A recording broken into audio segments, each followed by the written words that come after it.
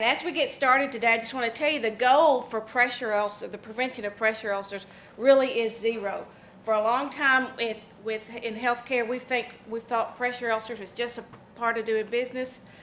But what we've seen across the country is that when people really focus on being reliable with these strategies for prevention, that they really can get down to close to zero. And some hospitals actually get down to zero for a quarter or two. Here's a couple of graphs from hospitals that have done some really terrific work. This first one is from St. Vincent's Hospital. They're an Ascension hospital that has really focused on their skin bundle and really reduced pressure ulcers down to 0.57 incidents. This is a graph from OSF Medical Center that I mentioned a while ago, how over a 4.5-year period of time, they really have gotten it down to 1 or 2% of incidence rates in their hospital. This is from another one of our mentor hospitals. It's a rural hospital in Kentucky, Owensboro Medical Center.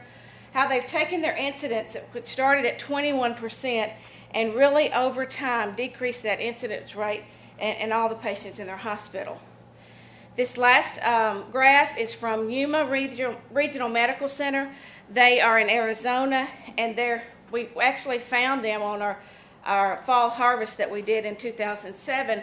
But they have over time put processes in place to where they are reliably checking their patients every day and implementing these strategies for patients at risk, and their incidence is down to 2.7.